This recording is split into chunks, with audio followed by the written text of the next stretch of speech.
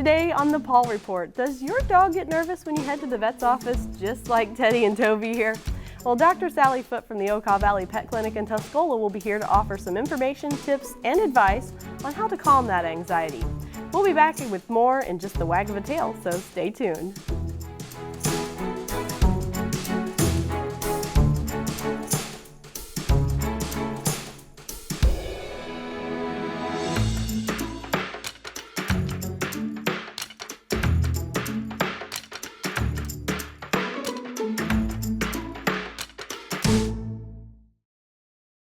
Welcome to the Paul Report. Today I'm here with Dr. Sally Foote from the Okaw Valley Veterinary Clinic. Thank you for joining me today. Oh, thank you for having us on. And you're more than just a veterinarian, right? You have some other specialties. Yeah, I am also a certified animal behavioral consultant by the International Association of Animal Behavior Consultants. It's kind of a long title, but I've done a lot of additional education and continuing education in veterinary behavioral medicine, and so it's a level of, showing what I know and that, and I take referrals from other veterinarians as well as people, may come directly to us if they're needing help with their pets with behavior, besides having a general veterinary practice, small animal practice in Tuscola. Okay, so you know a lot about pets, to say the least. And we have Ranger here with us this is today. Ranger. And we also have Butterscotch. You probably can't see him. He's kind of he's a little off camera there. Right over here. Maybe we'll get him in here in a little bit. But today we're actually talking about taking your pet to the vet, because that's something that everyone has to do, and it has to happen once in a while. And I know a lot of times there's a lot of anxiety for pets with this. So can you first tell us a little bit about things you might be able to do at home to get your animal ready to go to the vet? Yes, that's right. A lot of times actually people don't realize that as soon as your cat sees the carrier come out, they know vet, and that's why they hide under the bed. They're difficult, to get into the carrier. Most common complaint for people is why they may not bring their cat in as much as they should is it stresses the cat out and stresses them out. So how can we make it easier?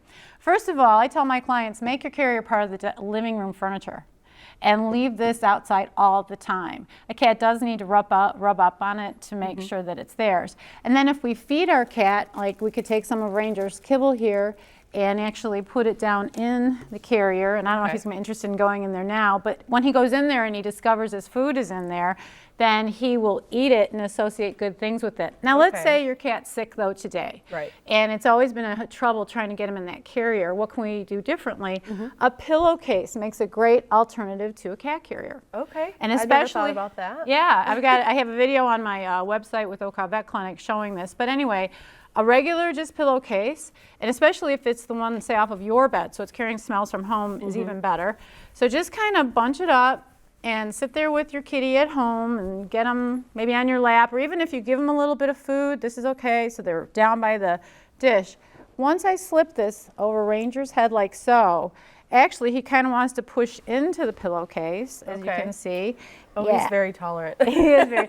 Even on my video, our other office cat, Mercy's not so tolerant, but she just goes right into it, and even though she's meowing, she stays in the case. Okay. And this is a lot easier for people. Oh, no, that's amazing. Right. And they can breathe through the pillowcase fine. You can then, just, get your paw in there, big guy. You can just bunch it up and, hello, thank you. Yeah, you're used to this. And they may want to stick their head out a little bit, but anyway, what I would do is, if he was like not happy, I would hold it closed like this. Then I can either tie it shut, or even if I really wanted them in the carrier, because it's much safer for them in the carrier, is take this and then I put that in the carrier. Okay. And it's a lot less stressful for them to get into and out of. The cat, because the cat can't see everything, that decreases how much stimulus is coming to them in that. Now there is a facial pheromone calming spray for cats. That's a mouthful. Yes, it is. That helps the cat to feel like they've already been there. And you can spray that a little bit on the carrier. You can spray a little bit on the pillowcase too, and that will help the cat to be less upset coming into the veterinarian's office. Okay. Now, once they're at the veterinarian's office, what we do, and other vets now starting to embrace this change in how we handle pets at the clinic, is we would say, either get him in a room quickly so he doesn't have a barking dog in his face in the waiting room. More stimulus. Right, or ask the client, let's just leave him in the carrier in the car until it's time for you to actually come into the exam room, again, to minimize the noises, say children or barking dogs in the office. Okay. in that. And then with dogs, what we do for dogs is say a dog like, hi, you want to come out? For dogs, what we do is at home with the dog, what we often tell the client is, again, maybe practice loading them in the car and taking them on a short car ride and give them some treats in the car as well. And they don't go to the vet. Because a lot of times the dog, once they're starting to get in the car, maybe the only place they go in the car is to the vet. A lot of times, the only time a dog or an animal gets in the car is to go to a vet, and then they associate the car with that every time. Right. And so that's what we've done with my dogs. Right. We actually take them everywhere. That way they never know when they're going to the vet. That is right. So at the vet office, then if we can get them, help them in the car ride, then what we also can do, and let's see if maybe Butter, you want to come here? We'll show you. I'm Mr. Butter. You can sit here, Ranger. You want to hold his leash? Sure. Thanks. Butter, come on. Good boy. Oh, I know. Butter's our little senior citizen. He's just off camera here, so we're going to bring him in. So that's all right. Here, Butter. Come so on in Butter's case, what he's wearing right now is a little bandana. And let's say he was nervous about going into, you're going to eat the cat treats, aren't you?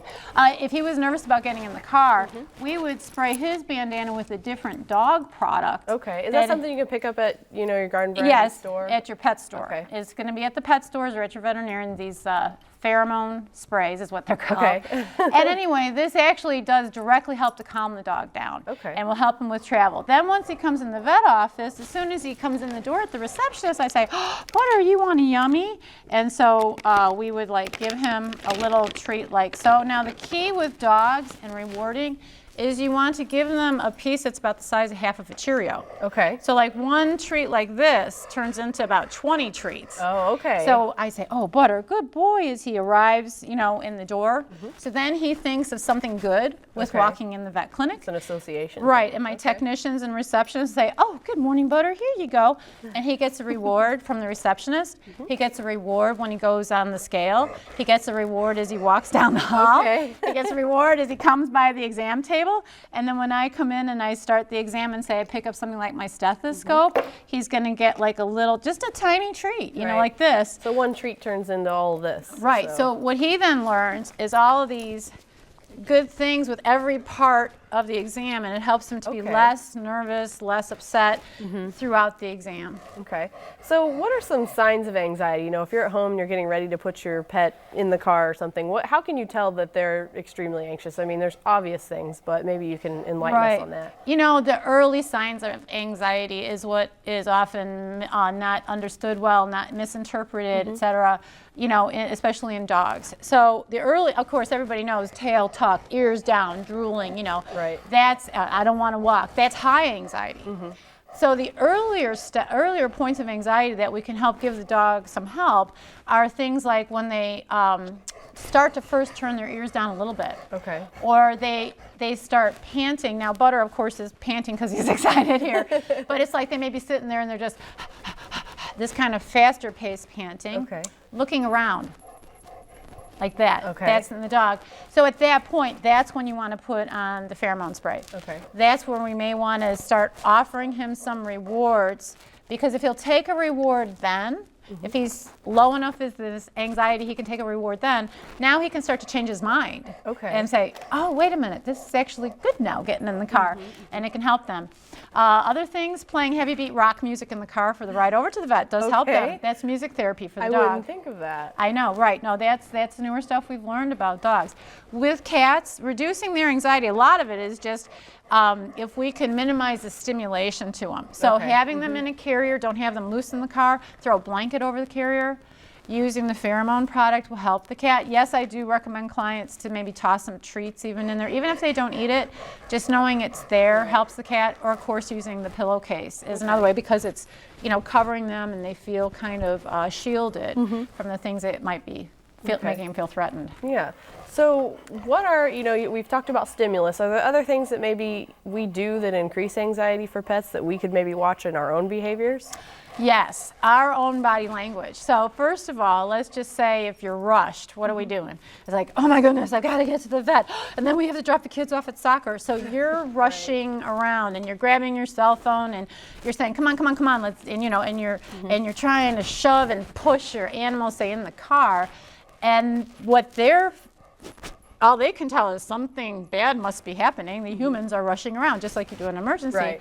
So that increases their anxiety. So the thing is keeping yourself calm, give yourself more time, ask for help, you know, maybe consider asking for scheduling for an appointment that's at a better time of day for you. Okay. If the animal really is upset about the car ride and everything, there are veterinarians who do house call. Okay. Or even many veterinarians like myself in an office setting, I do offer house calls on a limited basis, but I do offer it. So ask, maybe we could try a house call this year. Would that be easier? So high-pitched, you know, yelling at people, yelling at your dog or your cat increases anxiety as well. Right. Okay, so those are some good little tips that we can remember there. And what about pets? Do they have the capacity to remember that last time I went to the vet? Oh, absolutely, yes. Okay. And that's what the whole thing with less stressful handling and rewarding is about. Because, yes, sometimes, I mean, I'm going to have to say Butterscotch here, you know, he's older, he does have some arthritis. Let's say his knee is really hurting. And pain, they're going to guard their body. Right. And they may be not only anxious, but they may actually growl or hiss and fight because it hurts. And until I can give him pain medication to reduce that, that's a bad experience. Right. And I can't change all about that yet. I can give him good things to happen throughout the experience and especially at the end.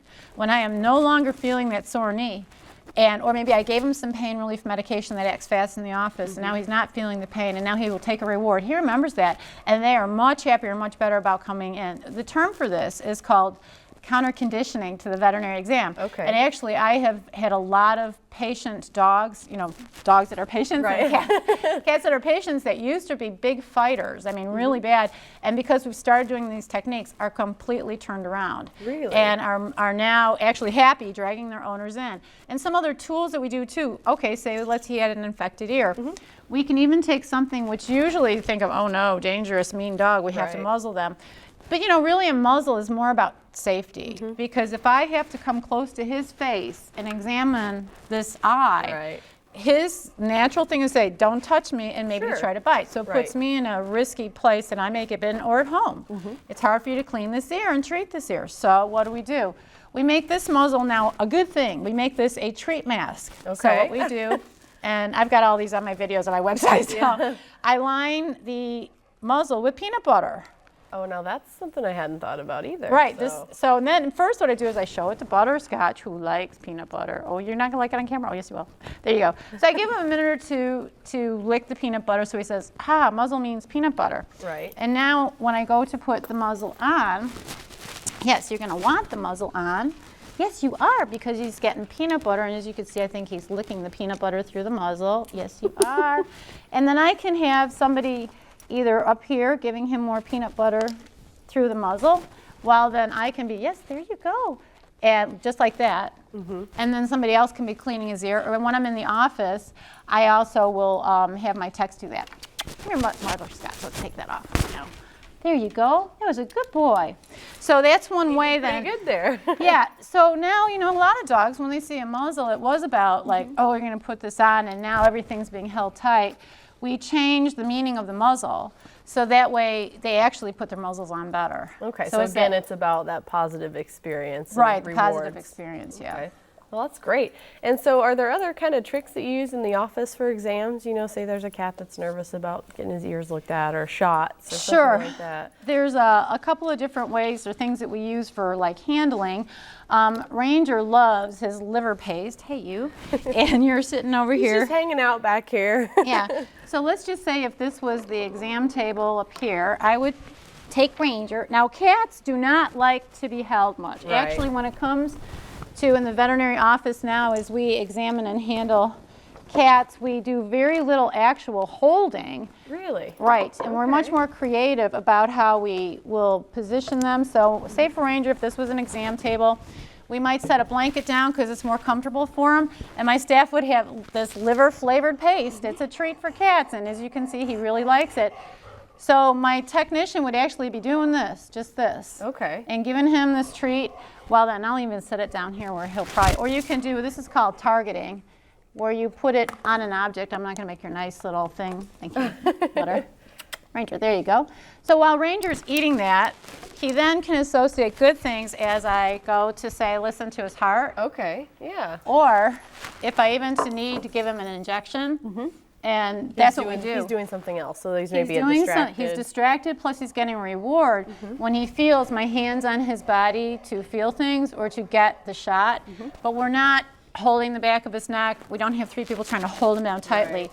Because for the cat, if they feel they're trapped, they feel that they are more likely to, something bad's going to happen to them. It's because the cat is both the predator and the prey. Okay. When they're injured, if they get stuck somewhere out in the wild, they would be somebody's lunch.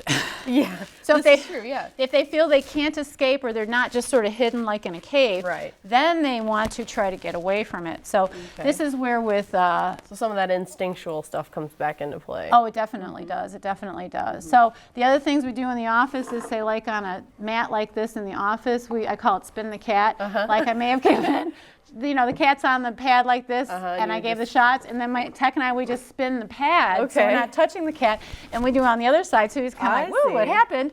But he isn't hissing and fighting. Right. It's again like a distraction technique. Okay. So we use a lot of these distraction techniques in the cats. Look at him sitting pretty over there. He's like, yeah, I'm a pro at this. He's very, very nice cat. So how often should you actually take your pet to the veterinarian? Because sometimes you should take them even though they're not sick. Is that right? That's right. Wellness exams, in other words, even though my pet is well or looks well, it's still good for them to get a checkup because they age much more quickly than us.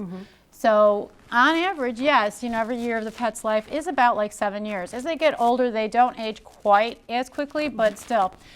So Ranger here, he's about 5 or 6 years old. So he's like somebody about in their late 30s, Butterscotch here at 16 is about like somebody in their 90s. Yes.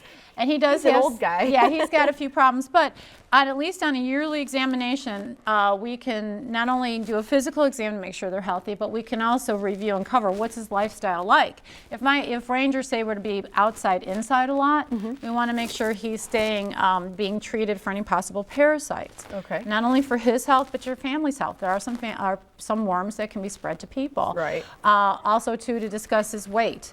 A lot of our cats are overweight. And obesity in cats will lead to diabetes. And that usually can happen at about age 9 up to age 14. Okay. And many of our house cats may live up to 20.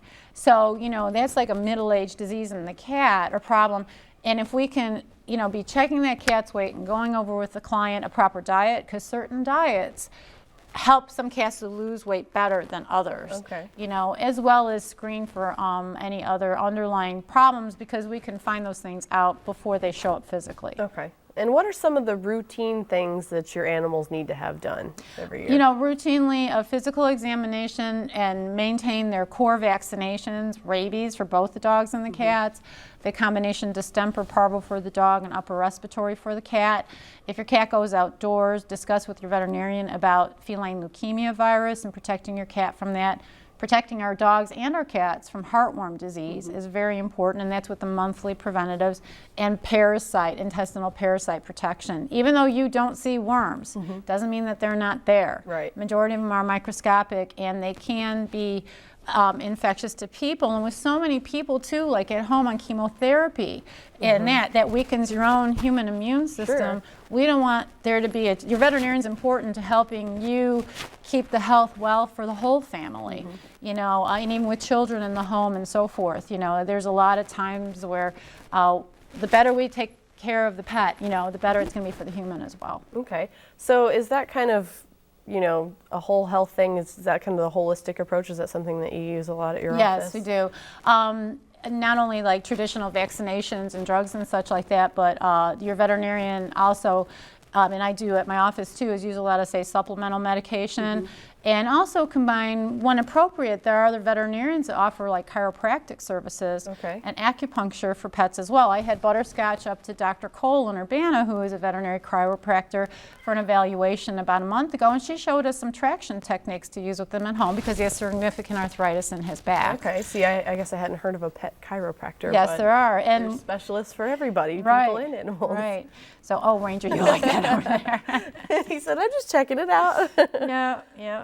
So So if you were to want to seek out some of these specialists, is that something that we have available in this area? You know, yes, we there do. are animal specialists. There are animals, a lot of the what are called board certified specialists, which are at the highest level. They've gone on for much more advanced degrees. We have a very excellent resource at the University of Illinois College of Veterinary Medicine. There are other veterinarians that also have a higher level of expertise, like in chiropractic or physical therapy, or in alternative, medications, like even Chinese herbal medication, or like myself in behavior. And so, honestly, if you say, you can ask your own primary general veterinarian what they may offer, or who else they may know who may offer these additional services, and talk to your veterinarian about if you are concerned that you want to be sure your pet's getting everything possibly available for them, or you're interested in that. So that's something that your veterinarian can at least refer or explain to you about, because they may even offer it in-house and you're not aware of it. Okay, so ask. Yes, ask. Please ask. I mean, there's a lot that your veterinarian and your veterinary staff are an excellent resource for the health care of your pets. You'll find a lot of different information on the internet, and not all of it is accurate and right, just like it could be for your own health, Right. And, don't believe everything you read. Yes, and most veterinarians and their veterinary support staff are very available to you for answering questions, and to help you out. Okay. And so what would you recommend, just kind of to recap, we've been talking about animal anxiety, so what would you say kind of in closing about getting your animal ready to take to the veterinarian? I would be just aware of what is happening right now, like putting on that leash, putting on that cat harness. What good thing is happening for my pet? Because all of their learning is based on that link between something good or something calming with this action, like of clipping on the leash, going in the carrier, going in the pillowcase, loading up in the car. So anything, if you find they're getting anxious, just kind of stop and take a look and go, okay, what's happening now? Am I, talking on the cell phone as I'm grabbing my phone and the keys and hollering at my kids to load up in the car? Okay, I think I better calm down here.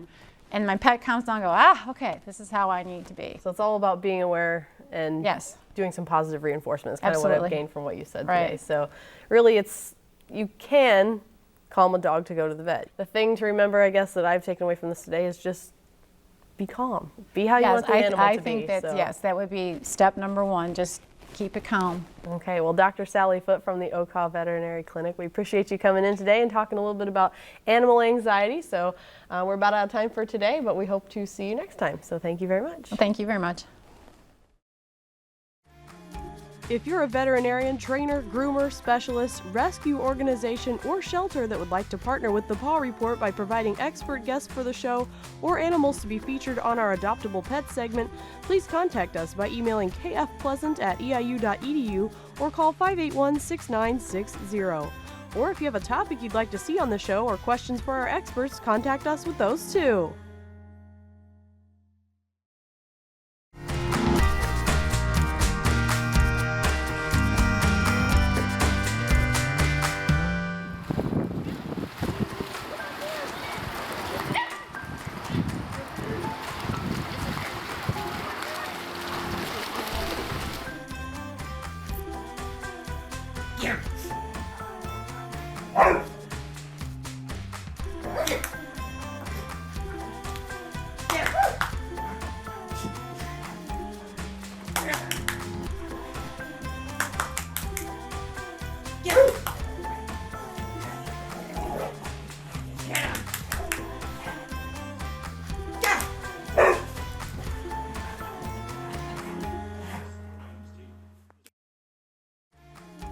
Have a video or photo of your pet doing something funny or absolutely adorable? We'd love to share it with our viewers here at the Paw Report. Email it to me, Kate, at kfpleasant@eiu.edu, and you can see it on our show. Just make sure it's a video taken by you or that you have permission to share. For more information about how to get that video or photo to us, email me or call us at 581-6960.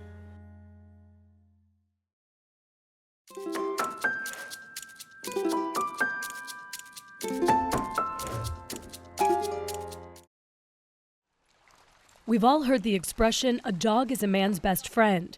But to make this relationship work, People need to know how to read a dog's body language so they don't feel threatened and lash out or bite. Most dogs that bite are only doing so because they're scared and they want to warn you to back away. That's what aggression achieves, distance. So if you're meeting a dog for the first time, Most important thing to remember is give it space. Do not go into that dog's space. let the dog come to you, Stillwell says. Turn your body to the side so that you look less threatening. Put your hand in a fist and hold your hand down so the dog can sniff your fist. When you meet a dog as well, don't stare in its eyes. Don't smile at it, because staring in its eyes is a challenge, is a threat. Pet the animal on the back of the neck or on his back and not the top of the head, she says. Yawning and lip licking may be signs that the dog feels uncomfortable and wants you to back away. Try not to run from a dog or scream. If you do get knocked over, roll into a ball, lie still, and cover your head. When it comes to avoiding dog bites, knowing what to look for in our four-legged friends can help both man and dog stay safe. For today's Health Minute, I'm Holly Furfer.